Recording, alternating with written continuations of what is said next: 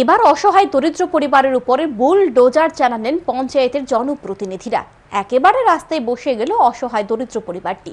ঘটনায় এলাকায় শাসক দলের পঞ্চায়েত জনপ্রতিনিধির ভূমিকায় ছি রব উঠেছে। দুর্বলের উপরে সবলের ক্ষমতা জাহির। ক্ষমতার দম্ভে শাসক দলের একাংশ নেতা যা ইচ্ছে তাই করে বেড়াচ্ছেন। তথাকথিত সুশাসনের কথা বলে চলছে গরিবের উপরে জুলুম। এমনই ছবি এবার ধরা পড়ল অমরপুর মহকুমায়। দীর্ঘ বছর ধরে ডালাক গ্রাম পঞ্চায়েতের ডালাক বাজারের পাশেই পরিবার নিয়ে বসবাস করে আসছেন নেপাল সরকার। জানা গেছে শাসক দলেরই সমর্থক এই পরিবারটি। কিছুদিন আগে প্রধানমন্ত্রী আবাস যোজনার ঘরও বরাদ্দ হয় উনার নামে। যথারীতি যে বাড়িতে দীর্ঘ বছর ধরে তিনি পরিবার নিয়ে বসবাস করে আসছেন সেই বাড়িতেই ঘর তৈরি শুরু করেন। অভিযোগ, ঘর যখন প্রায় শেষ পর্যায়ে তখনই নজর পড়ে রাষ্ট্রবাদী নেতাদের।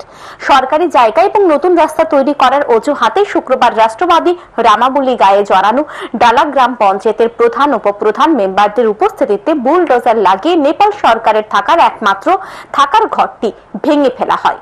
অভিযোগ, বাধা দিতে এলে নেপাল সরকারের স্ত্রীর উপরে আক্রমণ করা হয় বলে অভিযোগ। বাড়ির লোকজনের অভিযোগ, তাদের আগাম কিছুই জানানো হয়নি।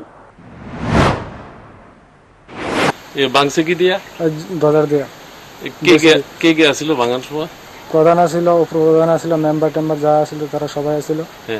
তাদের বক্তব্য কি, কেন ভাঙতে আছে? তাদের বক্তব্য রাস্তা বড় করবো। আর তোমরা কি নোটিশ দেওয়া হয়েছে? না, এরকম কোনো কিছু দেওয়া হয়েছে না।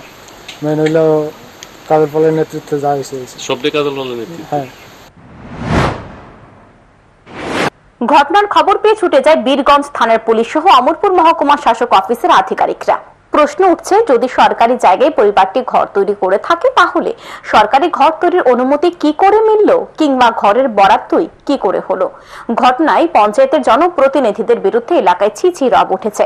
দাবি উঠেছে ঘটনার তদন্তক্রমে অভিযুক্তদের বিরুদ্ধে ব্যবস্থা নেওয়ার। তবে এখন দেখার স্বচ্ছ প্রশাসনের কথা বলা প্রশাসন কি পদক্ষেপ নেয়, সুবিচার মেলে কিনা সহায় পরিবারের। Bureau report, news today.